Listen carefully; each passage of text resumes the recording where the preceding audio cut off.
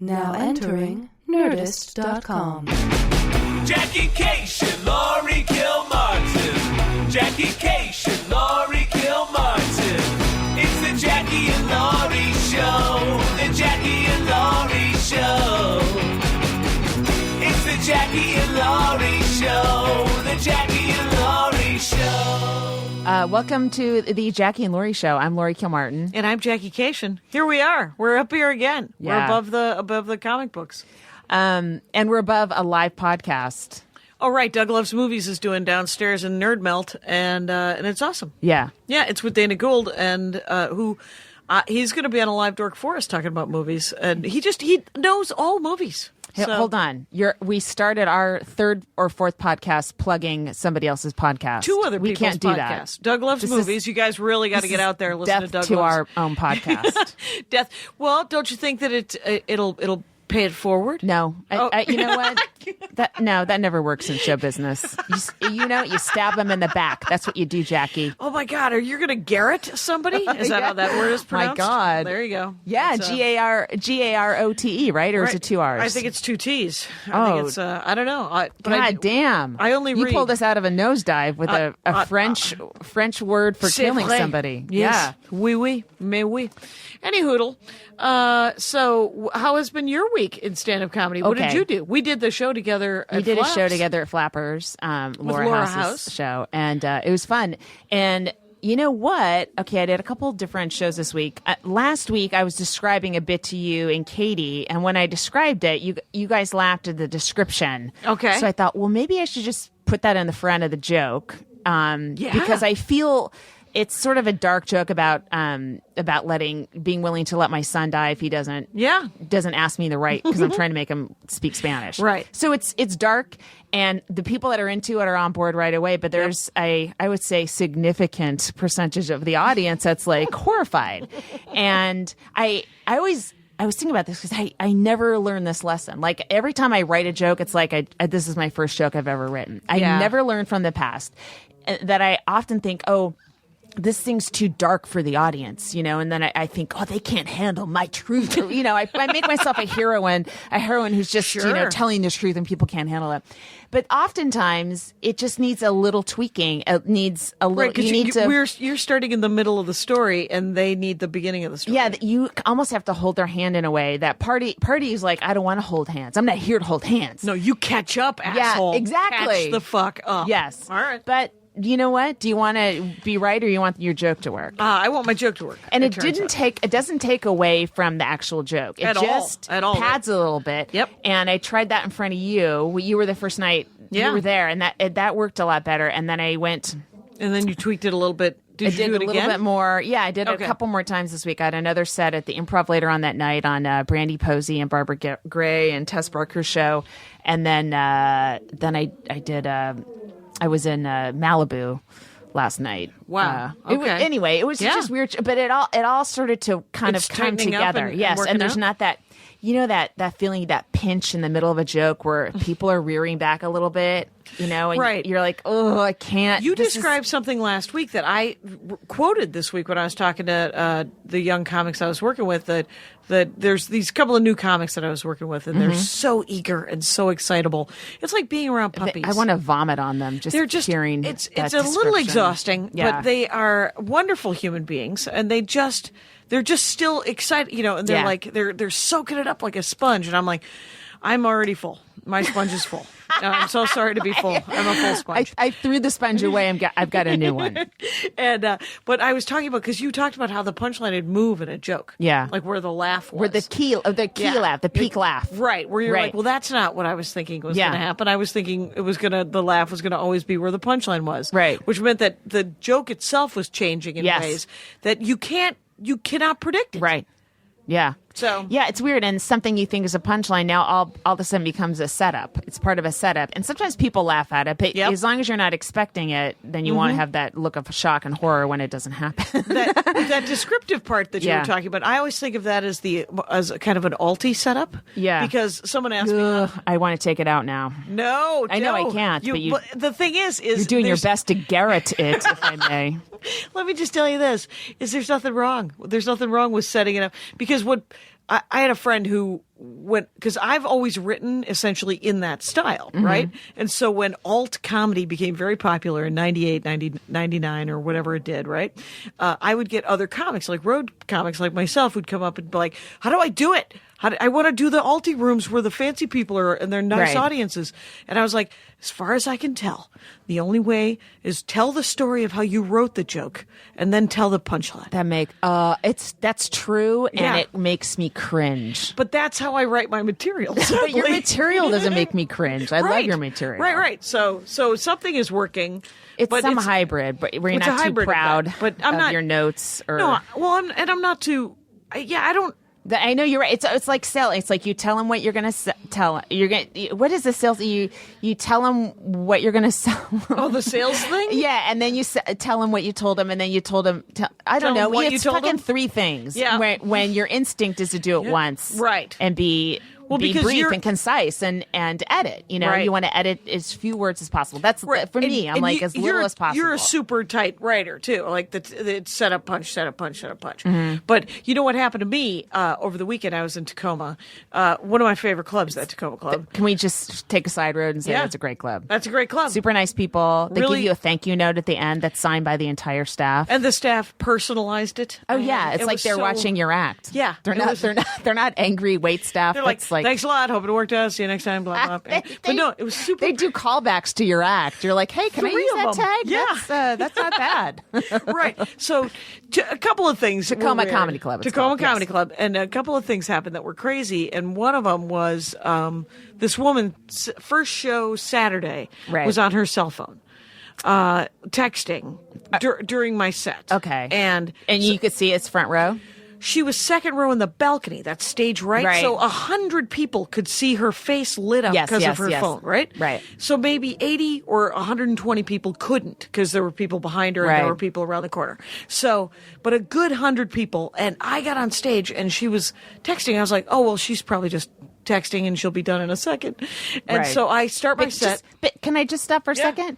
Just so you dumb shits in the audience know, that second you took out of Jackie's brain takes away from the joke she told because she's not 100% in the moment, and that lessens the experience for everybody. It was slightly Chinese, dings the show. Yeah, and it dinged, and it dinged, and it dinged because I let her do it for 15 fucking minutes. No, I was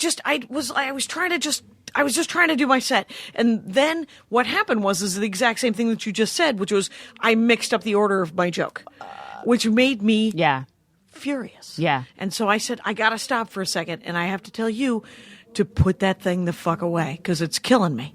And she was like, oh, right. And she kind of smiled and laughed. And I was like, no, I know it's an indictment against my own cellular telephone use, but you're killing me and you got to get rid of it. Right. And she did this kind of smirk. And then I said, you can jam it up your ass, which is not my finest. You went from 0 to 60 on that one very quickly. Like, because she smirked at me and I was like, I'm done now. Now there's rage. Yeah. And I was like, but the audience just a large applause break because 100 people could see what she was doing. Yeah. And I was like, I can't think. And I'm up here. I am alive. And this is a Saturday first show. This is the Thunder show. This is the show that the other shows lead up to. Right. So I get off stage and I'm sort of, I'm like, I might have hit her too hard. I'm so sorry. No, you never hit a cell phone person too hard. I was so mad. So people were like, that was great. But there were a bunch of haircuts, like just a pile of fucking broy haircuts, right? Just all these dudes who were like 8 guys who all came over. They're like, you were great. You want a shot? And I was like, nah, I got another show. I think not. Thank you, gentlemen. And they're all like in their early 20s and they're just a pile of bros, right? Just a pile of haircuts. And one of them goes, yeah, she was really ugly anyway. She was fucking ugly anyway. And I was like, nope, we're not, we don't need to do anything. You don't have to help. Like she was just shitty by her behavior. Yeah. Her behavior was enough. You don't need to tell me what you thought of her haircut or whatever. So anyway, they're like, can we get a picture? And then there's 9 guys and they're all crowding around me. And now I'm uncomfortable because of the broy comment. Right. And so I make a joke, super dark, but because they're all 24 years old, none of them get it. Oh. As they all crowd around me, I go, all we need is a pinball machine, you guys. That's an Accused reference. Oh, yeah. Oh, yeah. You get it. I we got get it. it. Sure, we're here. I think that was my first screen rape, was The Accused. We all remember our first screen rape. How can you forget your first screen? Oh, I think it was Jodie Foster, right? Yeah, it was Jodie Foster. Yeah, And Kelly that was- McGillis defending. I forget who raped her. She didn't. Aristotle, your first Bill Cosby. screen rape. We're all thinking. What's it going to be? Maybe that's the title of this one, your first screen rape. Right. Oh, Jesus.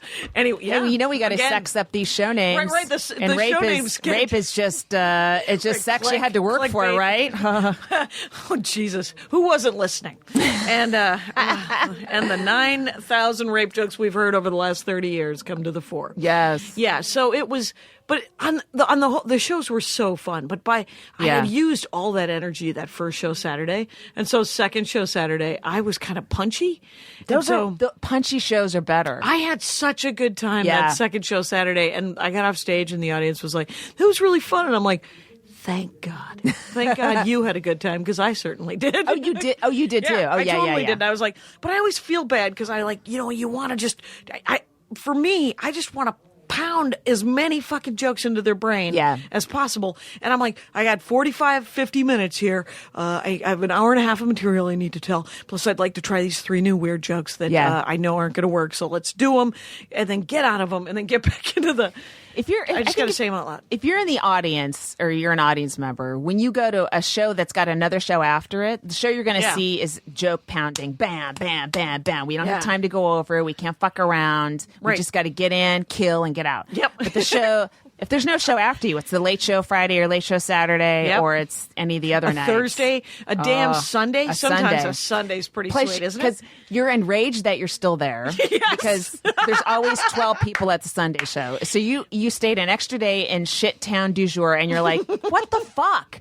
But that then what you the get fuck up. head is the best head to have on stage. Because then you just get up and it's like it's casual day, man. I'm going to try all my new weird stuff. I'm going to Exactly. screw around. I'm going to have the time of my life. And it just reminds you how much you love stand-up. So, Yes. so much. I know. It keeps... So- It keeps... Again, yeah, there's many times where I'm like, why am I still doing this? Because, I mean, of course, we detailed last week. I was negative 90, I think. And probably around the same this week. Maybe a little bit less. No, I think less because now you're back in the groove. No, I I'm think, right? talking sitter money. That's what I'm sitter- talking about. Oh, I'm saying, why do I do this? If I spent right, the 'cause you would time spend the- at night working on pilots, working on a movie, working on anything, and selling it, right. that seems Curing like cancer. an effective Does use. that- No, right. that's not effective use of my time. But you know, it doesn't make any sense financially. I only do it because I love stand-up. You have joy. Yeah. Yes, and I keep wanting to keep writing new shit. You know. Yep. There's a minute and a half that people need to hear about. It's those Sunday shows that make you want to keep doing it in a way. Yeah. Because you're like, that's when you come up with new tags. That's when you tell a joke you've told 200 times and then you tell it the right way finally. You're like, Right. whoa, wait a minute. Yes. Mm-hmm. Yeah. Those shows will ruin you. It was great. Second show, actually, I said I came up with a tag to a joke. Joke's got to be 11 years old, but nobody knows who I am, so who cares? Like Exactly. We're not Louis C.K. Right. It doesn't matter. I don't need to turn shit over if it's a timeless joke about when my dad, first time he acknowledged I was a girl. And but anyway, there was the bit is it's older than God, so everyone has whatever. My dad, when he did the one time he talked to me about being a woman, I was 15, and he said, "Now the bee goes from flower to flower. The flower does not go from bee to bee. Oh, Guess my which God. one you are." That was the entire. That was the whole sentence, right? And so, and I was just sitting up there, and I was kind of punchy, and I go, obviously, I went the route of the bee eventually. One eventually goes the route of the bee. And I made myself laugh so hard that I was like, someone fucking write that down. Because that's my autobiography. I like that. And- That's nice. And I've come off the road, so I'm cussy. I'm more cussy when I Sure. go on the road. I come off and I got a lot of F-bombs. Yeah, I don't know why. I get it. I get it. 'cause It's sadly it's part of the power of the stage. You know? Right. I get a little aggro. Plus, if anybody's in my face at all, Mm-hmm. I get a little aggro. There were 2 women first show Friday who came up to me afterwards, and they were very, very pleasant to me. Yeah. But told me that usually they don't like. Oh, Yeah. I'm What do you think Okay. they said? What do you think they said, Lori Kilmartin? They What do you- usually don't like flower comedians. Yeah, they don't They like- prefer bees. Is they enjoy you. that it? And then you said I am a bee from time to time. I am the most bee-like comic you've ever seen. Yeah, they told me they didn't like flower comedians, and I have that card. Yeah. That I give out to people who say that with your name on it, actually. Thank you. But I've run out of them, and so I had to just show them a picture of it. Oh my I was God. like, let me get my iPad out and show you a picture of the card that says, "I know, I just said that." Audiences rue the day they stop to talk to you because most comics are trying to get rid of the audience, and you're like, "No, get back here! I've got a page to show you. I have a lecture series. I have to that charge I'm out my starting. iPad. You stay right here. It'll be up and running in 5 minutes." I just have to reboot this and then update this one app. Yeah, you'd think, but I think I'm like that because people really do think I'm super approachable, Right. And so they say sometimes the weirdest stuff to Yeah. me, where they're just like, I mean, I can't tell you how many times people have told me not to eat after 7. So many people are like, you shouldn't eat after 7, and I'm like, no. Oh Yeah, I've my heard God, that. I've that's heard that. horrible. You're getting food advice from people who just ate nachos in front of you. Right, and just had like a shot and a beer and Yeah. a couple of beers, and now they're going to get into their vehicle, and you're like, no, And they have thank cheese you. in their I know, beards. I know what you mean. I know why you said it, and I Oh, appreciate no. your worry about my heart. Oh God.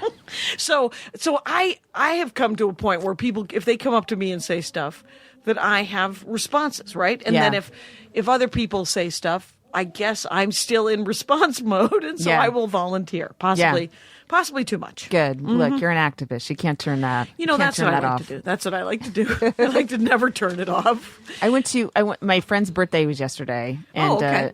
it was like one of the significant decade birthdays. Oh, right. And, So it's a big she's gathering. a working writer. She's written on a ton of TV shows. She's won an Emmy. She's working on a show now that's coming out on ABC in a couple weeks. Neat. So she's But was she tripping a little bit, or was she embracing she's been it? tripping since Since she turned 25? Yeah.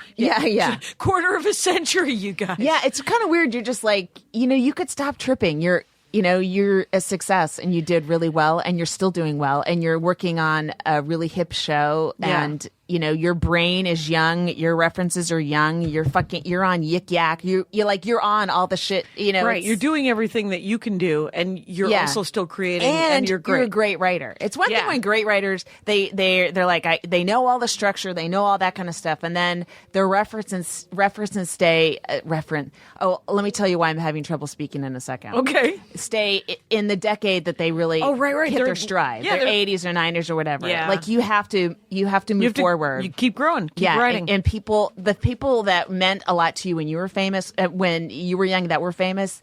Young people have no idea who they are. Right, they don't have a reference. They're not going Right. to get that accused joke, not Yes. unless they're big nerds. I know. And but they're on board. So why are you having trouble talking? Okay, so I Botox.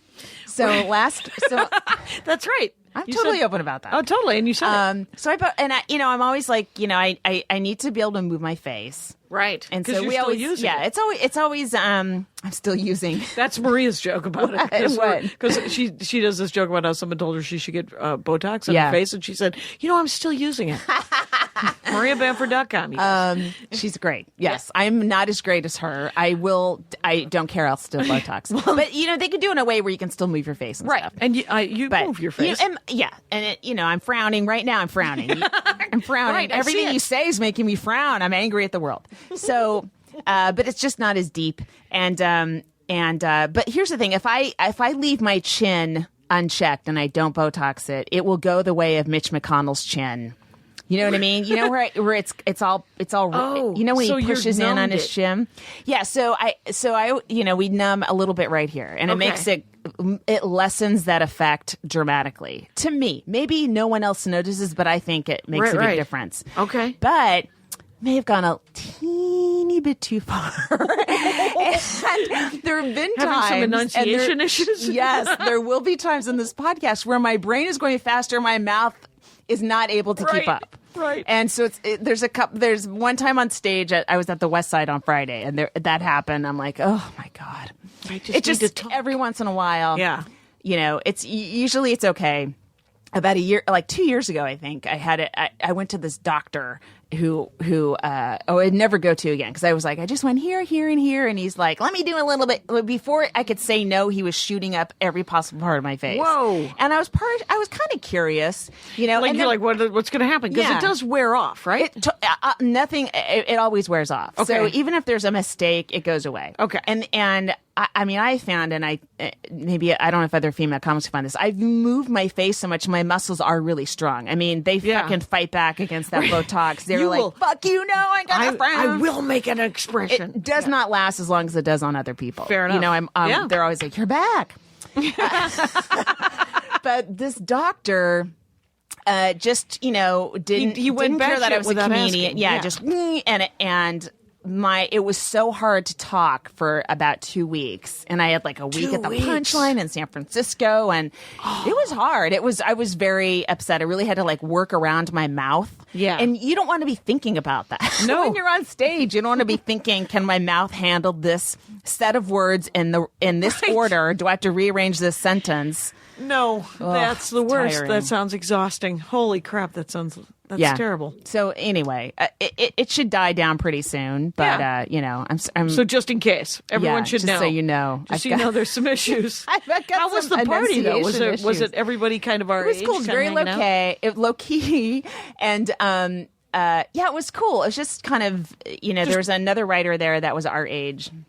And she's also working, and it's weird how you get this feeling like, this is my last gig, right. and this is our last stand, and then we're off to some sort of place where they put female comedians and female writers, and it's not necessarily true, right?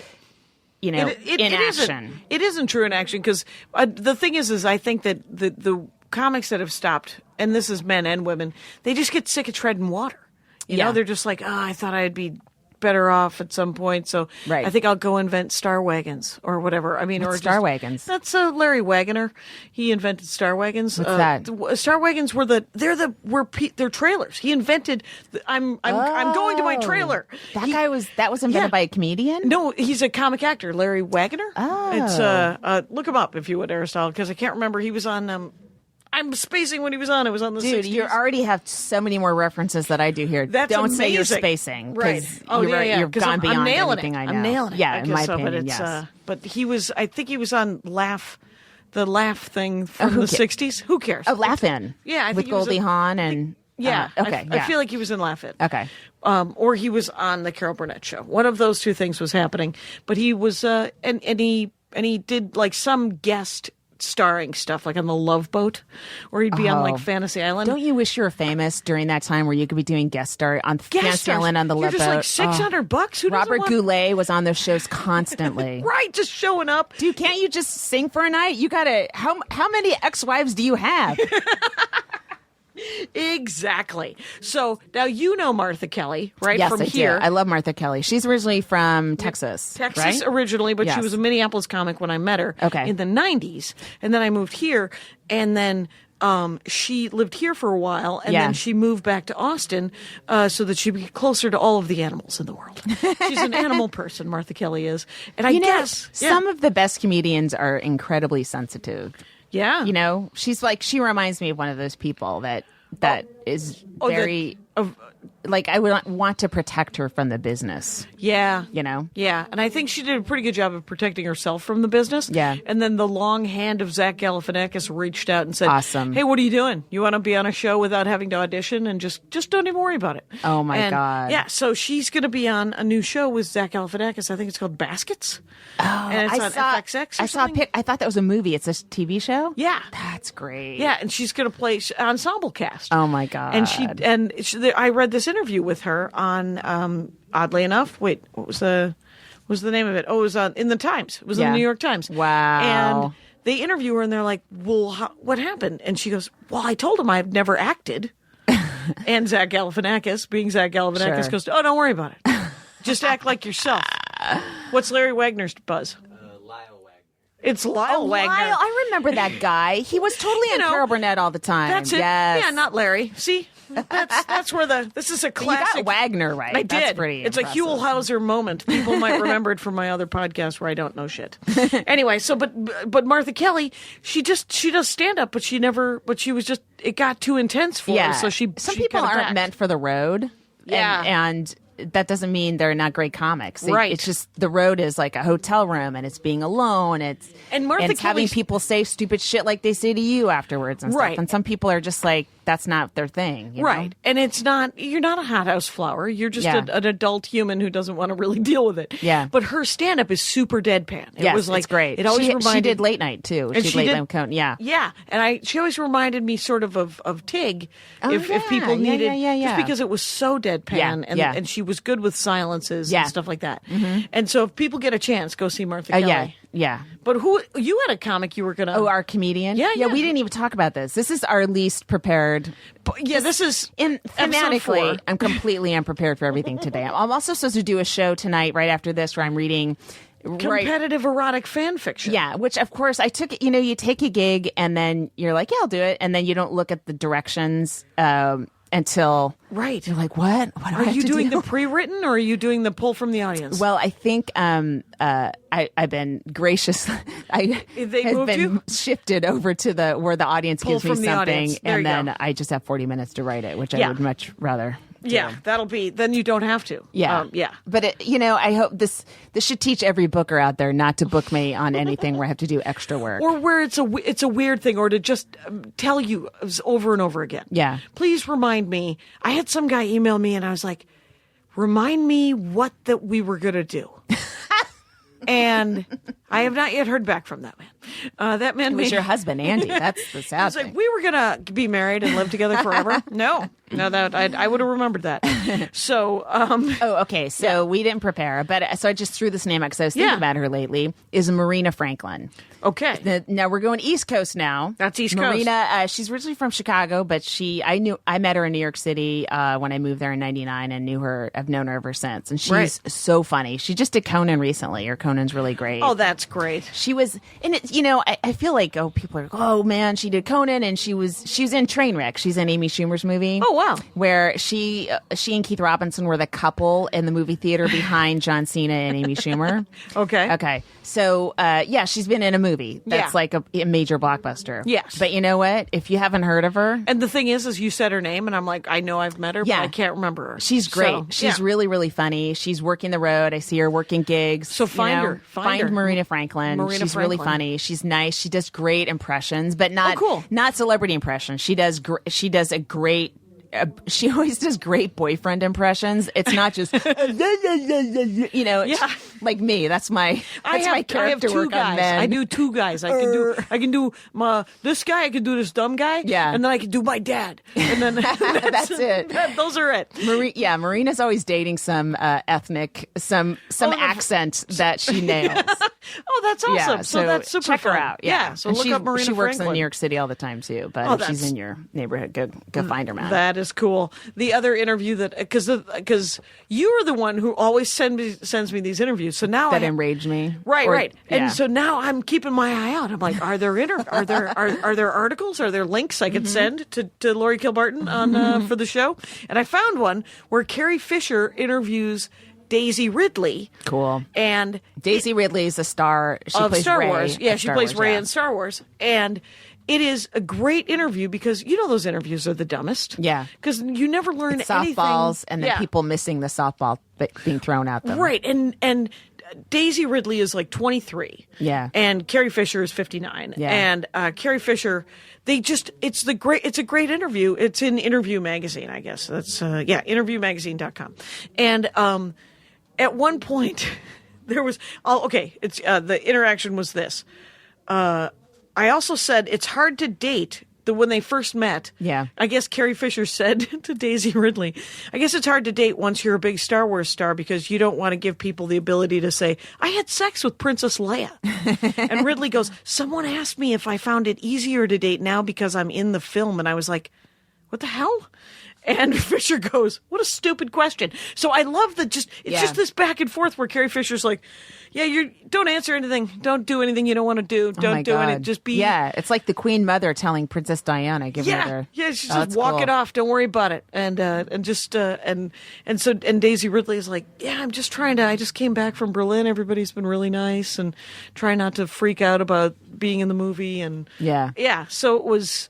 But I learned more about Carrie Fisher and Daisy Ridley in that interview where they just riffed off of each other. There was a transcript of it than I did in any actual in-depth, how did you start acting? Yeah. What was your first joke? Hate that. Yeah. So and whenever anybody asks me those interview questions, how do you respond? I'm sure you're much nicer than I am, quite honestly. I don't know. You'd have to give me the question. How did you get into comedy, Laurie Kilmer? That's what I do. I fall asleep. I don't know what happens. My mouth takes over, and if it hasn't been too Botoxed, it answers for me. But I can't. It's awful. I think the last time someone they did it via email, and I genuinely sent them 2 different links to other interviews where I had answered those questions. Can you talk to this journalist instead of me? Because he really. Why don't you just crib off of these 2 interviews and then come back to me with any other question ever? I don't care what it is. Oh man, yeah. Carrie Fisher. I think when you. The criticism she's what we talked about last time. It doesn't help when you start and when they see you in a bikini like as Slave Leia and you're 19. Yeah. You're always going to be compared to that. Right. And I think we mentioned it last time. Am I repeating what I said last time? But I think that we were not as succinct as we are just right now. So I think that we should go with it. Is that Harrison Ford aged in the business. Yeah. And she didn't. She that's right. writing. She kind of dropped out a little. Well, she didn't drop out. She was on cut drugs from show business by studio executives who only want 25-year-olds. Yeah. Right. She was. And that too. But you know what? How many dudes are on drugs and kooky and still get work? Yeah. You know? So There's I don't a lot think you of that. blame that. Which I think leads into the one that you sent me about Leslie Jones. That was really article. cool. I can't remember if that was a recent article or not. It's a New Yorker article. Yeah, it popped up. You start reading one article in the New Yorker, and they start their algorithms immediately pick up on 95 articles that you will also want. You're going to want to. Yeah. So this is a really good one. She's like our age, maybe a couple years younger than us. She might be like mid-40s. She got 47? hired when she's 46. So she's been on 2 seasons, 48, 47, 48, whatever. Yeah. That's pretty fucking awesome. And I didn't know her. She's been around LA for a long time, right? Did you know her? I never knew her. The thing is, and I'm always loath to say that because it's one of those things where you go, no, I don't know her. And then I'll get an email saying, hey, we worked that one week together, and you're like, oh, yeah, you're an amazing person. I might have met her, but I don't. And I wrote down one of her jokes. Yeah. Because, or did I write it down, or did I just read it and laugh? I laughed. I tell you, I laughed. Yeah. Well, she goes on stage, and she just is like, I think she opens her set, or her last special, she opened her set by saying, I'm a big bitch. I'm a big bitch. You're not going to have to. But if you can get past the size of my ass, I'm great. I'm great in the sack. I'm great in the, and on and on. And then she's like, you can go get the car. I don't need your protection. Which is such a great premise, right? And then there's a bunch of punchlines peppered in there. But I like the premise of you can go get the car. I'll be good. I'll still be here. That does kind of remind me why I sent that link to you about how she was talking about, or maybe it was Emily Nussbaum who wrote it, about how female comics, we're immediately being stared at as objects in a way that guys aren't. And I didn't realize, I remember the first time I sort of noticed something like this was in the San Francisco comedy competition. Okay. And there's 20 comics, in whatever the semifinals or something. And we each get 5 minutes. And so as soon as you hit the stage, it's go time. You have no time to fuck around. Right. And I remember I'd watch guy after guy go up, and they'd like frown or look at the audience, and they would get a laugh without saying a word. Like the audience is already there. And when I went up, I felt this sort of stillness, like they were staring at me. Right. Like maybe the women are like, oh, I hope she's funny. And the guys, but whatever it was this, they were very nervous. Right. So, be a bee, be a bee, be a bee. There'll be a flower. Yes. Okay. So it's almost like no matter what joke I told first, it didn't get a huge laugh. It would be like more of a relief, like, oh, okay. She's not awful. Right, and you're And like, I'm going to then need you a could bigger go. laugh. Yeah, because the judges are looking for the laughing out loud part. Yeah. So then you can build on that. But it was all, and I still, even to this day, I sometimes when I hit the stage, the first thing won't get a laugh, no matter what it is. And Right. I know I can feel people looking at me instead of going, oh, yay, a new comedian's here. Like if it's a place that doesn't have a lot of female comedians or mostly that where they've had like 10 guys in a row and it's like you're like almost like a heavenly angel sent there, you know, but they're staring at you and they're not listening and they're not confident that you're going to take them someplace, and you have to waste a little bit of time just settling them. Yeah, just going, two it's beats, cool. maybe a beat or two. I got a lot of jokes. I've seen a lot of guys go up. You know how like I've noticed like it's sort of a certain kind of comic who feels the need, whether it's a man or a woman, that feels the need to go, yeah, I'm another bearded white guy. Yeah. And so, I mean, bearded white guys tend to say that now. Yeah. Where they just yell stuff. But I don't know. Bearded white guy. Bearded white guys tend to make a comment about it. Someone who's particularly heavy will do it. Whether You they're feel men an or women. obligation to. Yeah. I love your joke. Oh, the one that I opened my set with. brilliant. Yeah. Right, because I do address my looks. Yeah. I do. I'm like, yes, I am overweight. You may consider it addressed. And then Boom. I do Done. On to the thing you want to talk about. joke next and real joke that I've about things. Yeah. It's true. So I guess I do feel the need to say something about it because they do stare at me. Yeah. Because I don't know what they expect me to do. Yeah, I don't know what do you want from me? I'm going to tell you jokes.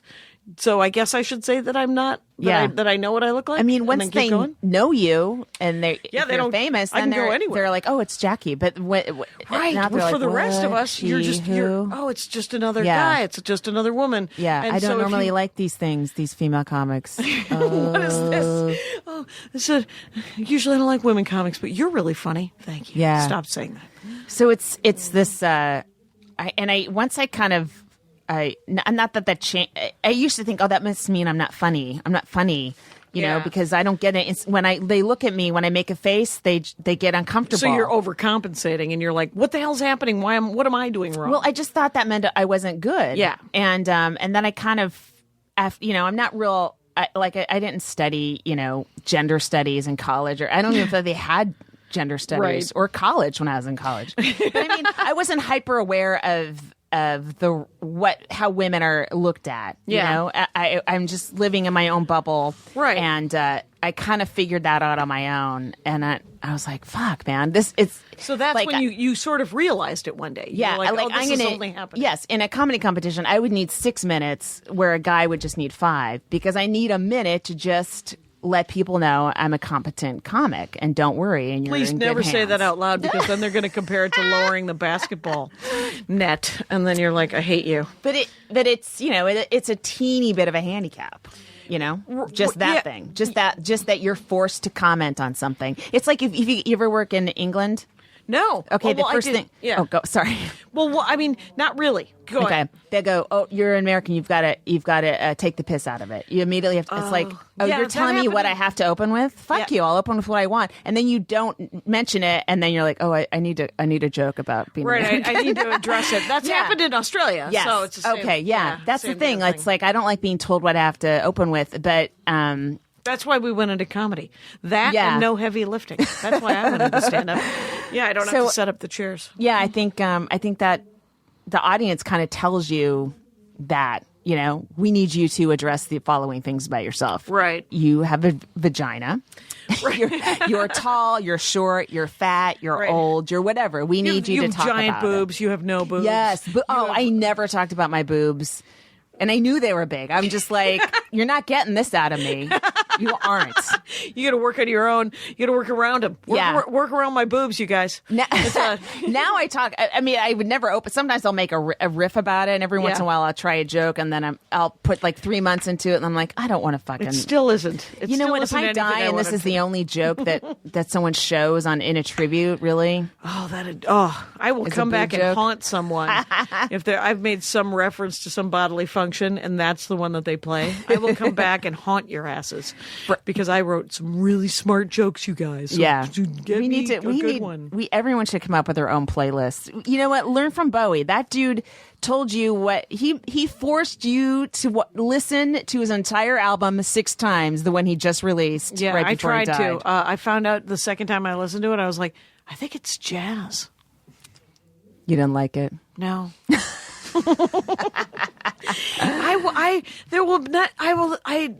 I'm never going to be cool, Laurie Kilmartin. It's never, I mean, I don't know.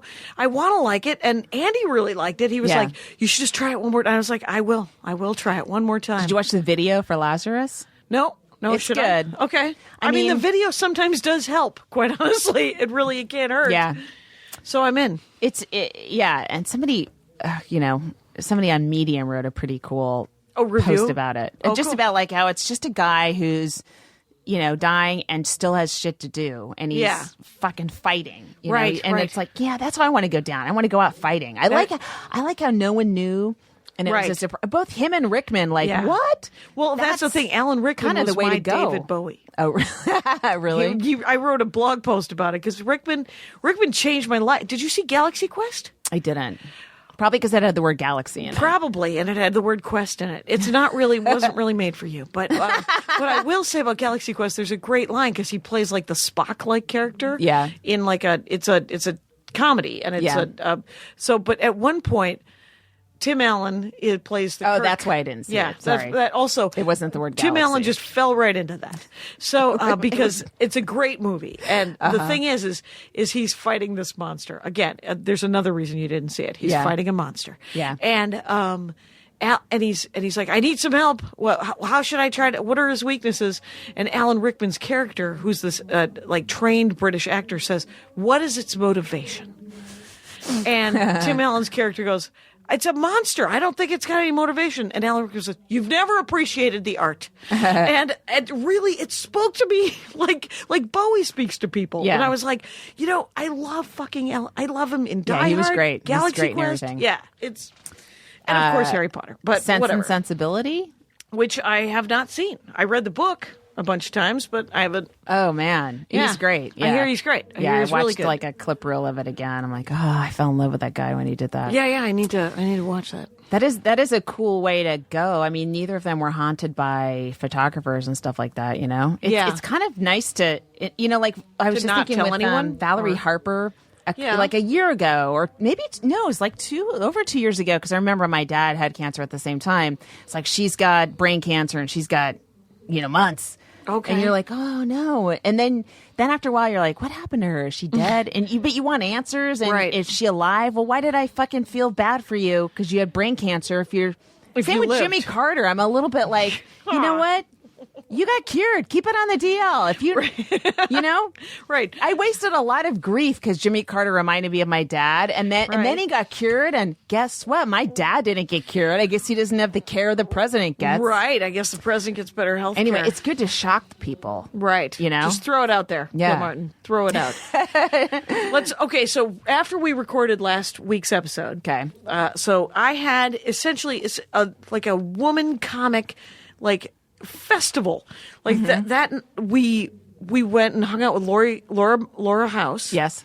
And then the next day I had lunch with Karen Runtown. I had breakfast with Aaron Foley, and we wrote together jokes. Great. And then I met Kira Sultanovich, Felicia Michaels, and Karen Rontowski. Oh my God. So I had 6 women comics who have been doing stand-up, I think almost as long as us, if not longer. Yeah. And all that was left is for Kathy Ladman and Wendy Liebman to show up and just blow us all away. But that's cool. But it led to this hilarious conversation about bookers. Right. And somebody said, that booker's a creep. I know the booker you're talking about. Right, because he's a creep. But I thought they meant creepy booker, all squeezy, petty kind of creepy, like a bad guy, right? Yeah. And she meant he doesn't pay. He pays poorly. We're talking about the same one. We're talking about the one guy who doesn't pay well, and then the other guy who with a comb over who's constantly. Aren't they the same person? Nope, two different guys. Okay. Whatever, but the thing is, But you know what? The comb over guy who does a lot of extra hugging and touching also doesn't pay me well. Well, he pays poorly, but he always pays what he says he's going to pay. Oh, yes. Okay. Yeah. Right, because I said I don't like the squeezy touchy guy, and Rontowski doesn't give a shit. Rontowski's like, yeah, but at least he always pays you what he says he's going to pay you. And I was like, it's such a comic thing to say. You know, she reads cards. She probably does cards beforehand. All right, he's only going to grope me twice. I can do that. I'll show right, for because she's kid. all tarot-y and paranormal. Yes. You know, I sent her she's studying astrology now. You know, and I said, I'm sure she loves that tone of voice that you just used that too. mocking tone. Yeah, she needs to be openly. Why? She does Reiki. She's had it too easy, Karen Rontowski. Yeah, let's get her, man. You know, everyone should go see Karen Rontowski, for God's sake. Of course. It's nobody writes a damn joke like Rontowski does. Holy crap. Anyway, but yeah, she was telling me that the last couple of years, according to her, she's only had one class. So she's like, this is a sweeping generalization about cancers, because I'm a Cancer, you guys. Yeah, me too. And, are you? Okay. Yeah, I'm 4 days older than you are. Oh, that's right. Yeah. That's right. We're in the same damn Yeah. July. Okay, so she said the last 3 years have been very hard, but the next year's going to be great. Oh, for cancers? Yeah. Interesting. Now we know. Now we know. And by the way, we both know now. Cool. And I said, it's been pretty good. I've been working pretty steady. She said, didn't your mom die like 2.5 years ago? And I was like, oh, right. Yeah. I hate to be an asshole and forget that my mom died 2.5 years ago. It was 2.5 years ago. Well, 2 years, walk you're it still in off. the grieving. Get Yeah. a cup of coffee. Anyway. I think I don't know if that, we were talking about that BuzzFeed article about the UCB and the improv community, which is it's really different from stand-up, you know? I mean, improv itself is, and They're more groups of people. They're groups of people. You have to join a group of people. and work with others. It's just showing up with this podcast with you is agony to me. I can't imagine. But just think, every day you go into a writer's room. No, I don't. I go into my own. I'm not on the sketch team. On the monologue team. We're in our own rooms. Oh, that's hilarious. Yes, we have our own offices. And we meet at lunch and read the jokes out loud, but then we immediately scurry back to our own places so we don't have to talk to people and write This more is jokes. more of a draw than I thought then, because I too have trouble thinking about spending 14 hours a day in a writer's room. Oh, with no. somebody. It's not like that at all. No, you have your own office and you write monologue jokes. Yeah, and the sketch And then guys you gather. too. Yeah, it's a sweet gig. Right. Is it? Yeah. But the improv people, they want to work with each other. They want to. Yeah. They're very it's a family. It's very beautiful. It's a family with an uncle that molests his nieces. With apparently. occasionally there's some molesting uncles, and but I if you're in a group with a bunch of guys, of course they're going to make you the prostitute, the victim. I mean, the way the writing goes. If you're a female in that group, you have to take control of the scene immediately, or you're going to be marginalized in a way, right? Okay. I would imagine. Again, I'm not an When I improv started person. doing stand-up comedy, I was the youngest 19-year-old you have ever met in your life. So I was doing stand-up in Madison, Wisconsin with 5 other guys. And at the end of it, we would play 184, 185. We would play these improv games. Oh. And then we would sing a song that we all sang. It was the weirdest. Seems like the worst show I've... It was a damn seems nightmare. horrible. It was a damn nightmare, but I got to go on stage every night for 8 months and do 10 minutes. Got it. So there you go. But I was 19, and I literally were singing a song, and one of the other comics taps me on the shoulder and says, lean in front of that guy and make what I know now is a jerk-off motion. You know now. And I said, what will that do? He said, it'll get a laugh. And I go, okay, because I want the laugh. And so I lean in front and I do it and everybody laughs. And then I'm just kind of sitting around. And I never ask, what is it? Oh but my I do it God. every show now for 8 months. I don't even fucking know what it is. Wow. And then later I think love back your at it. lack of curiosity. You're like, you know what? It works. I'm just here to make people laugh, Karen. I'm a clown. And Karen? Wait, Lori. I don't know who you were talking to. I was channeling Rontowski, I guess. but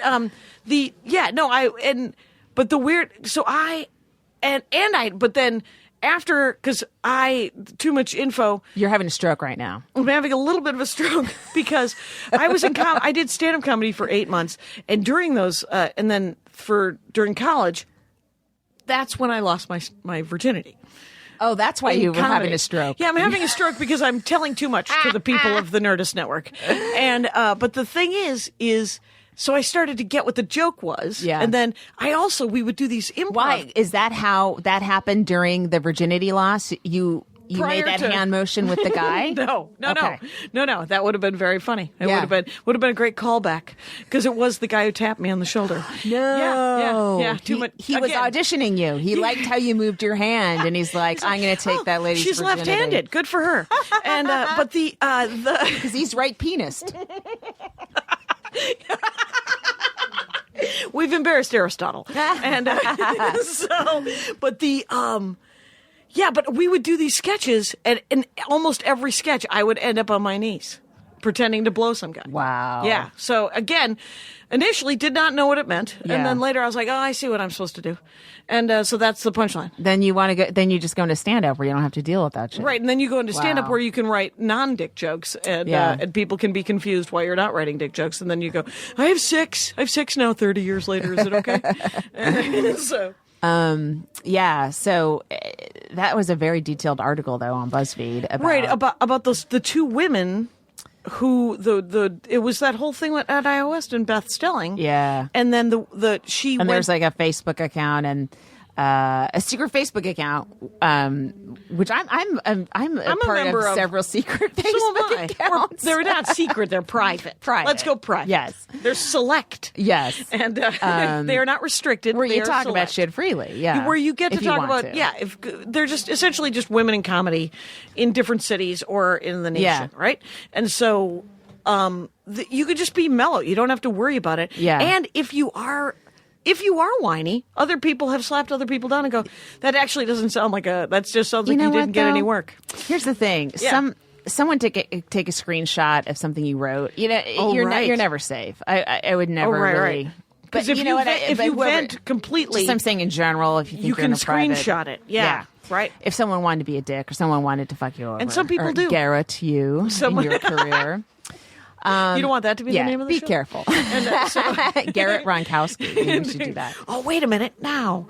But it was interesting because what it was is they were in this private group, I guess, together. Yeah. And then it found out that somebody was dating a guy that was a bad guy. And they're like, hey, do you want to go out to lunch? I have a quick question for you. Is he being horrible to you too? And then that's how they sort of came up with a strategy to release this info. Yeah. And it's blown up and it's gone out of, it's immediately out of your control. Once you state what happened. But I didn't know who that guy was. I'm sure I've met him. Again, another comic that I've met. Yeah. But I didn't know who he was. But as soon as I found out who he was, I unfriended him on Facebook just because I wanted to be disconnected. Stelling's ex. Yeah. Yes. Just because as soon as I saw the fucking fingerprints on her legs, bruises, I was like, whoever did that, I don't want to share cat videos with him. I'm out of here. So, well, but BuzzFeed did a big article. They did a weird. bigger article about improv and stand-up's so different, you know. I mean, because I don't know. Obviously you're not part of a group, you know. I mean, it's super solo. Somebody was saying when you had posted something about that on Facebook, like Karen, I think, said it's the bookers that are actually creepy in stand-up. It's not. Oh, it's not the other rarely comics. the other comedians. Although there have been many times where I've been in condos and everyone was nice, but I'm like, I don't know these guys, and there's no locks on these doors. We're in a house in Des Moines right now together for a whole week, you know, and everybody was fine. But the worst thing that ever happened was just rudeness. Yeah, just sort of and just hey, grossness. Your mom works at a different comedy club. Do your own dishes, and I'm not doing your fucking dishes. Why do I have to do your dishes? I don't want to live in squalor.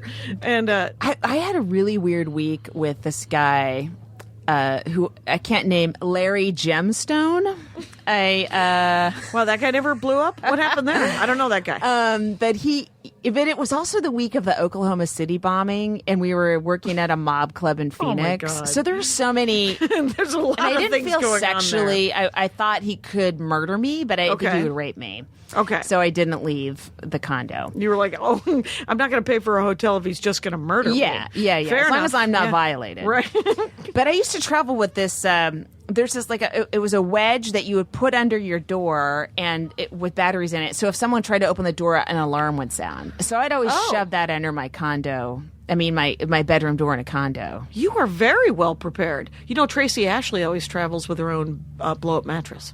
I know. I saw. Yeah, it's hilarious. That's crazy. Anyway, but so did you ever have to use it? Did it ever go off? No, it never went off. Okay. I was just permanently terrified for like 25 straight years until I began demanding a hotel. Just weird. Who's it? He probably doesn't remember this, so I might not want to tell this story. It was just like I was doing a New Year's Eve in Austin, Texas, probably 10 years ago or so. Yeah. And I was featuring. And so the headliner had done a fair amount of coke and was drunk off his ass, and they gave you a car at this time. And so I was driving back. Oh. And so I was I remember that. They gave you a rental car, right? Yeah, where they had and you went back to the loaner, house. and you went back to the house. Yeah. And so I drove back, and all night he just kept saying, you know, if neither of us get laid, we should just totally do it. And I was like, if you don't get laid, if we don't pick up other people tonight at this New Year's Eve gig, we should just do it with each other. That's a very sensible plan. Well, it seems practical. It does. Does seem like he's using the things right in front of him. He's being he's using the blocks that have been given to him. and I'm like, no, I don't think so. I don't think so, man. And then so he asked me, like the third time he asked me, I was like, go to bed. Go to bed. I'm going to bed. You should go to bed. And so it was never anything. I mean, he just mentioned it. Yeah. He's just a cold call. It was just like a persistent Exactly. Oh my telemarketer. God, that's great. Where he wouldn't, he was like, you'll tell me later who it was. I right? will. Okay. Sure. Yeah.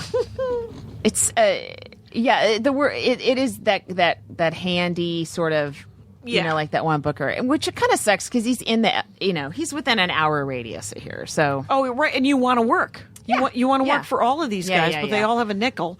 And the booker who doesn't pay well, you always know he's making 3 times more than you. Right. And so he's like, why are they in the business if they're right? And he does stand up too. The bookers that are weirdly enough can often be the worst. They can be. Where you're just like, no, I know that you're willing to do this for a nickel because I'm willing to do this for a nickel. Yeah. So I'm going to make $7,700. Yeah. And you're going to make a nickel. Yeah. And there can be a thing.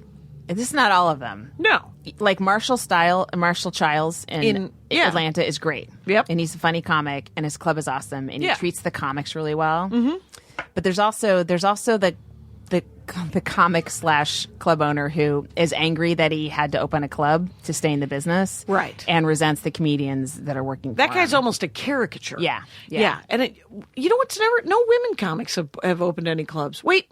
Who? Heather in Rooster Teeth Feathers. Yes, and she always treats right. Yes, she treats you right. She treats you right. Barbara Holiday did stand up for a little while. She really? co-owns Flappers. Yeah. And so she's pretty fair. Yeah. And stage time galore Yeah, for this I love time, Flappers. man. Yeah. Flappers is amazing. Don't say you get stage time there. 20 people will ask you to put in a word. Oh, God. Yeah.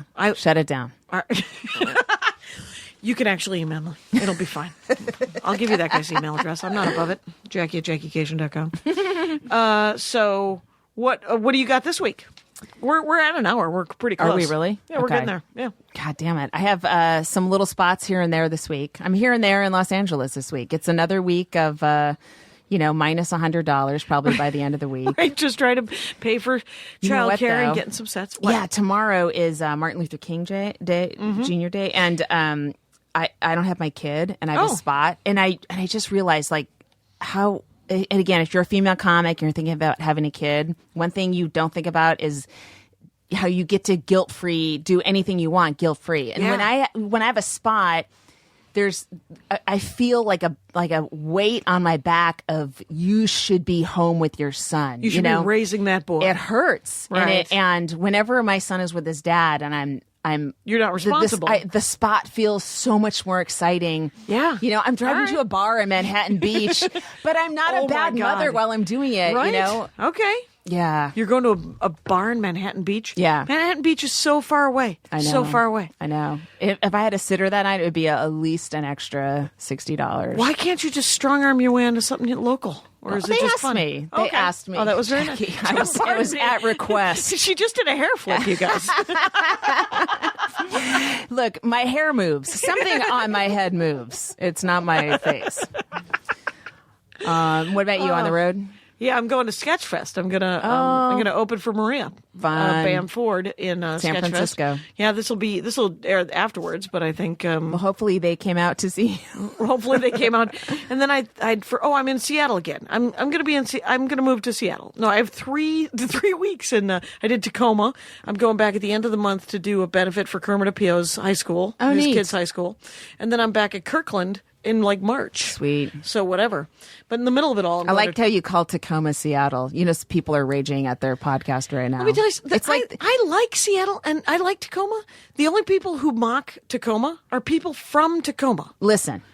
I'm Everyone not from Tacoma. everyone mocks Tacoma. They remind me of San Francisco and San Jose. But Tacoma is in the San Jose before Steve Jobs invented Apple. So if you buy a house there now, Now's in the 30 time? years, you'll be a millionaire. Okay. Note to self, that's a little prediction. financial advice from Lori Kilmartin, you guys. And All right. here's mine. What? Buy walnut trees and plant them. That's Eddie Pepitone. That's more of an Eddie Pepitone That kind is of the thing. worst financial advice I've ever heard. 3 generations from now, you'll have hardwood. It'll be amazing. It's only 120 years from now. Guys, listen to me. Don't listen to Jackie. Don't listen to me. Buy in Tacoma. Buy in Tacoma. And hold it. All right, that's the Jackie and Laurie show. Thank you. Bye. Now leaving Nerdist.com.